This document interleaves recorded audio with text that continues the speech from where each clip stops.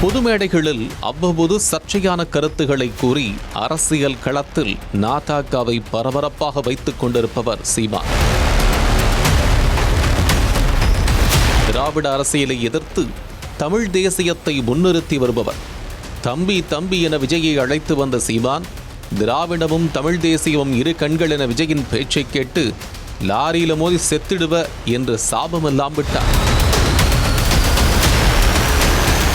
அந்த அளவிற்கு திராவிடத்தை எதிர்த்து வருபவர் சீமான். ஆனால் நாதகவை தொடங்குவதற்கு முன்னர் பெரியாரிய மேடைகளில் அரசியல் பேசியவர்தான் இவர் என்பது யாராலும் மறைக்கவோ மறுக்கவோ முடியாது. பெரியாரை தனது மானசீக தலைவராக ஏற்றுக்கொண்டு அவரின் கொள்கைகளை வாய்ப்பு கிடைக்கும் மேடைகளிலெல்லாம் பேசி வந்த சீமான், தமிழ் தேசியம் என்ற கருத்தியலை முன்வைத்து நாம் தமிழர் கட்சி துவங்கியது முதல் பெரியாரியத்தையும் திராவிடத்தையும் கடுமையாக எதிர்த்து பேசி வருகிறார். பெரியாருக்கு 100 கோடி ரூபாயில் சிலை அமைப்பதற்கு எதிர்ப்பு தெரிவித்திருந்த சீமான் அதனை கடுமையாக விமர்சித்திருந்தார்.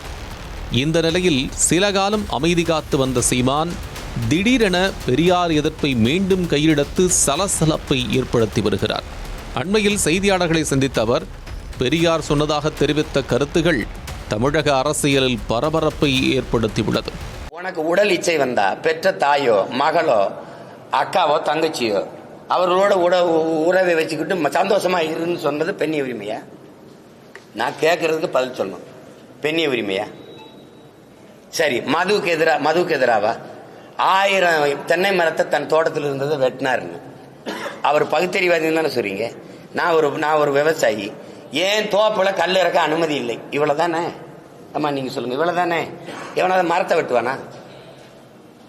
கல் இறக்க என் தோட்டத்தில் அனுமதி இல்லை, அதுதான் அறிவுள்ளவன் செயல். மரத்தை வெட்டினா வெட்டி சாச்சா இது பகுத்தறிவா? சரி, அதை விட்டுருங்க. அது மதுக்கு எதிராக போராடினாரு. உலகத்துல எந்த நாட்டில் மது இல்ல? எல்லாரும் மது குடிக்கிறான். மது குடிக்க வேணாம்ங்கிறது கட்டிய மனைவியோட படுக்க வேணாம்ங்கிறதுக்கு சமம்னு சொல்லியிருக்காரா இல்லையா? இப்ப இந்த இடத்துல இருக்கிறீங்களா? நான் கேட்கறதுக்கு ஒன்னொன்னா பதில் சொல்லிட்டு வரணும். சமூக நீதிக்கும் பெரியாருக்கும் சம்பந்தம் இருக்கா? சமூக நீதி இடஒதுக்கீடு எங்க ஐயா ஆனமுத்துக்கும் சம்பந்தம் இருக்கா? யாராவது சொல்லுங்க. நீங்க சொல்லுங்கம்மா. போராடி பெற்றுக் கொடுத்தவன் ஆனமுத்தா பெரியாரா? எதையாவது பேசி இது பொதுக்கூட்ட மேடையாக்கி வெறியேற்றி விட்டாதீங்க. சீமானின் இந்த விமர்சனத்திற்கு திராவிட சிந்தனையாளர்கள், பெரியாரியவாதிகள் கண்டனத்தை முன்வைத்து போராட்டங்களில் ஈடுபட்டனர். இந்த சூழலில் மீண்டும் பெரியார் குறித்த விமர்சனத்தை முன்வைத்து எரிகின்ற நெருப்பில் எண்ணெய் ஊற்றியிருக்கிறார் சீமான். அதாவது, பெரியார் என்ன சமூக சீர்திருத்தம் செய்தார்? அம்பேத்கரையும் பெரியாரையும் ஒப்பிடுவது முரண். அம்பேத்கர் உலகின் தலைசிறந்த கல்வியாளர், பெரியார் தோன்றுவதையெல்லாம் பேசுவார் என்று மீண்டும் சர்ச்சையை கிளப்பும் வகையில் பேசியுள்ளார். எவ்வளவு காலத்துக்கு நீங்க இது பண்ணுவீங்க? அம்பேத்கரையும் பெரியாரையும் ஒப்பிடுற மாதிரி ஏதாவது ஒண்ணு இருக்கா? ஒரு முரண் இருக்கா? சிலைய 2 ஒன்னா வச்சா ஒன்னாயிருமா? 2 பேர் சிந்தனையும் ஒன்னா. ஆனால் அம்பேத்கர் உலகத்திலே ஆக சிறந்த கல்வியாளர். இவர் என்ன? இவர் யாரு? முதல்ல அவன் ஆகப்பெரும் தத்துவார்த்தவாதி. இவர் யாரு? தான் தோன்றதெல்லாம் பேசிட்டு போறது.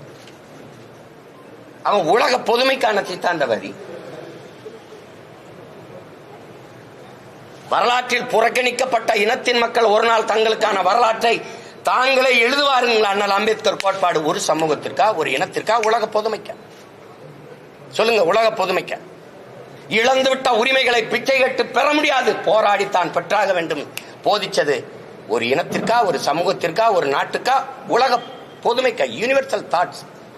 நான் யாருக்கும் அடிமை இல்லை, எனக்கும் யாரும் அடிமை இல்லை. இது யாருக்கானது? அப்படி ஏதாவது ஒரு கோட்பாடு சொல்லுங்க. சிந்திச்சது, பேசியது, எளிதெல்லாம் தமிழ் பேரினத்திற்கு எதிரானது. தமிழ் சனிய. தமிழ்ல என்ன இருக்குது? தமிழ் ஒரு காட்டுமிராண்டி மொழி. சரி, நீங்க எந்த மொழியில பேசுனீங்க வாழ்நாள் முழுமைக்கு? எந்த மொழியில எழுதுனீங்க இந்த கோட்பாடுகளை? இந்த சனியன்ல தானே பேசுனீங்க. அப்ப எந்த கோட்பாடு உறுதியானதா இருக்குது? ஆதாரம் என்கிட்ட எல்லாத்தையும் எடுத்து மறைச்சு வச்சுக்கிட்டு வெளியிடுங்க, நான் எடுத்தாரேன் ஆதாரம். இப்ப நான் வெளியிட்டு இருக்கிறோம்ல, நாங்க என் பிள்ளைகள் வெளியிட்டு அந்த ஆதாரம் பத்தல அப்படின்னா நீங்க அரசுடமே ஆக்கிட்டு சரியான ஆண்மக்கள் என்கிட்ட ஆதாரம் கேடு, நான் தரேன். எழுந்து வந்ததெல்லாம் திராவிடம் அது இது பேசி எங்களை ஒழிச்சு முன்னாடி வந்த என் தாத்தன் பாட்டனெல்லாம் நசுக்கி தள்ளிட்டீங்க. சீமானின் இந்த பேச்சு கொள்கை ரீதியிலான விமர்சனம் என்று ஒரு பக்கம் கூறப்பட்டாலும் மறுபக்கம் இதற்கு பின்னால் அரசியல் லாபம் இருக்கிறது என்பது அரசியல் விமர்சகர்களின் கருத்து.